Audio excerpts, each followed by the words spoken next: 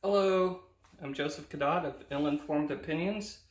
I'm an author and editor, and I write hard science fiction and appear at conventions for no reason whatsoever.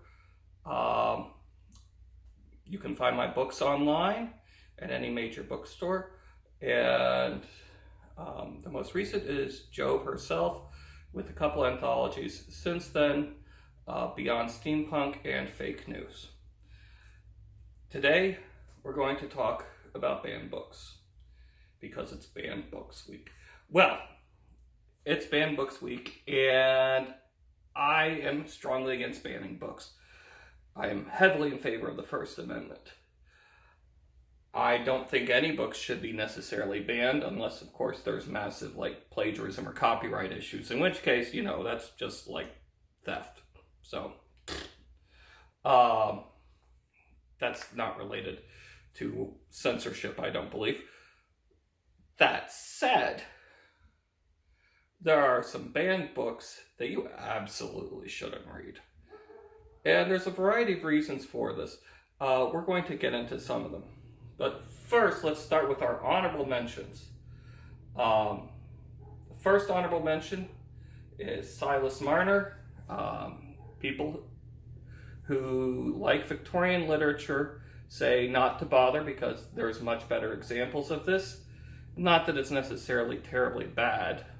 I mean, they're not fans. But because it's just, ugh. And you can find so much better work that covers the same stuff, which is better written, so don't bother with it. Also, it's not really assigned as much anymore, and thank God for that. I haven't read it, so this is just what they tell me. Along those lines, Marquis de Sade's work, he says it's satire, or a lot of people say it's satire. It wasn't. They did that crap, or at least a lot of it. It's just horrible if you want to read about someone who's actively evil and apparently can't write. Sure, but it's going to make you want to wash your brain. Instead, I recommend reading Gargantua and Pantagruel, which are also incredibly filthy, but they're fun, and the satire is actually satire as opposed to kind of like, can you believe what I got away with sort of thing. So, just a side note, the sort of people who were let out of the Bastille on Bastille Day included de Sade, who is there for torture, rape, and murder. So, not as good an idea as a lot of people think.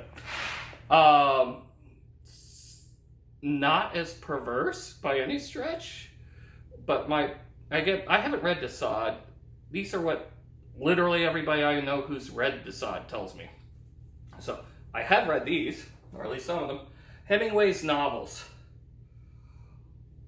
Oh, well, the man can write a good short story, and bear in mind, he wasn't as innovative as people think he was, because mystery writers like G.K. Chesterton and the like were doing what he was supposed to have invented years and decades before him. His short stories are great. His novels, though, are so hyper-masculine, I'm not gay enough to enjoy them, okay? And I used to date dudes. No, not for me. If you are extremely gay, they may appeal to you. Or that sort of manly that thinks you're not gay, but you really, really are, just like Hemingway, they might appeal to you too. But, like I said, great short stories. Now this leads to actual things which I have read enough to know a lot more about. And these guys also wrote good short stories. So these are also really good authors who just are famous for works that they shouldn't be. The first is James Joyce and his Ulysses and Finnegan's Wake, which I honestly think were done as jokes at the expense of the literary establishment, because nothing happens. It's just a lot of nothing. If you boil the plot and characters down, it would fit like a page. It's not even a vague idea. Or it is a vague idea. That's literally all it is.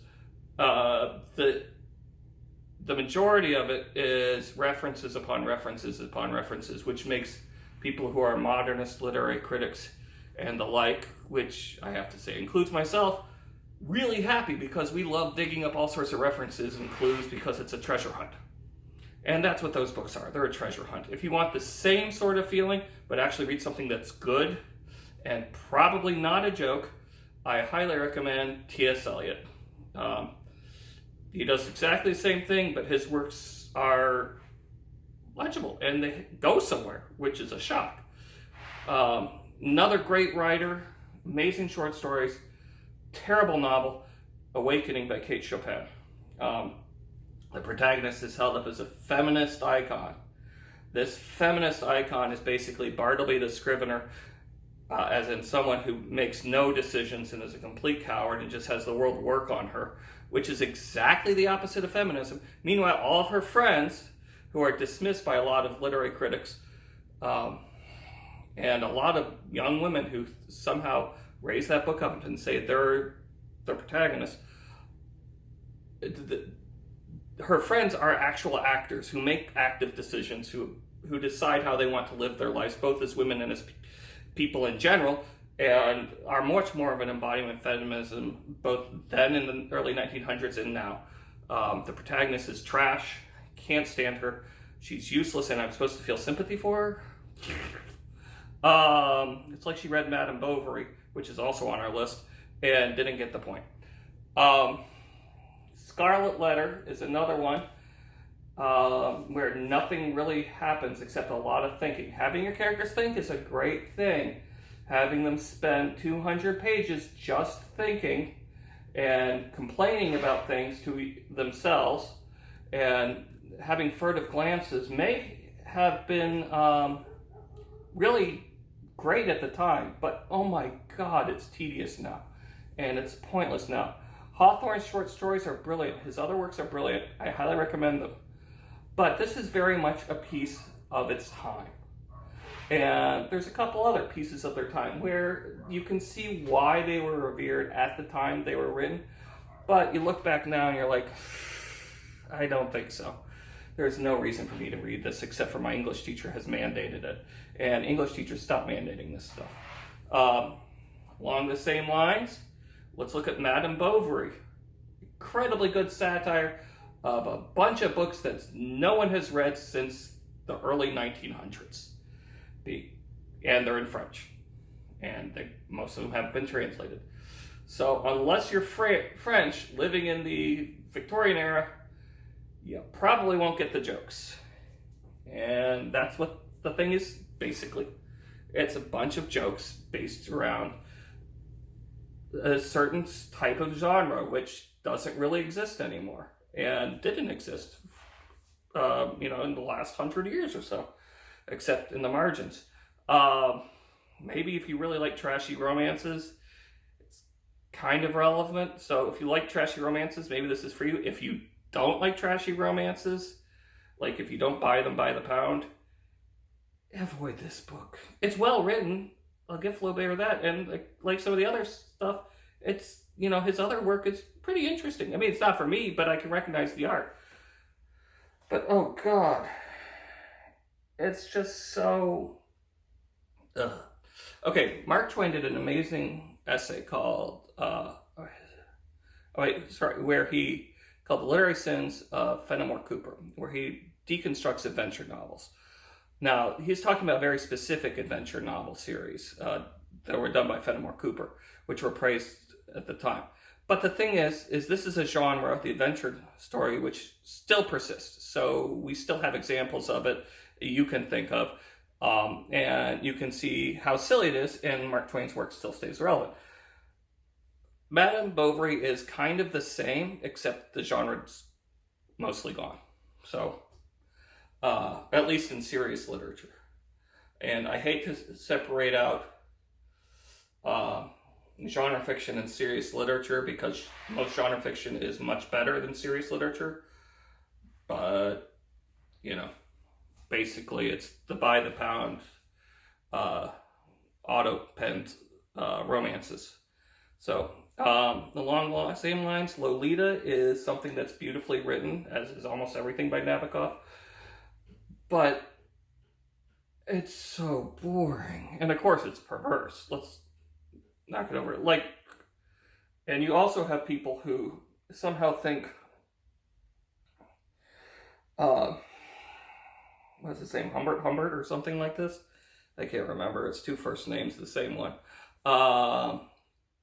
Is a good guy. These are like the same idiots who, these are the literary equivalent of the idiots who think Rick is the good guy in Rick and Morty. They're both evil. They're both like exactly the wrong sort of people. It just happens to be told from their perspective. So, that said, Lolita, from an artistic standpoint, if you want to find some really good tricks and tips on how to write a good book, go ahead. If you're looking at it from a literary perspective, in a non-historic literary perspective, or should I read this book just in general? No, you don't have to. Don't bother. And if anybody asks, you say, why? Stranger in a Strange Land is the last one in this category of books that really popped, but are absolutely crap now. It's decently written. Heinlein was mostly a decent writer. His writing was better the more he was reined in. Stranger is kind of the point where people stopped caring what he said because he was selling. And you can tell, because like the first half is still pretty good. Second half is absolute crap.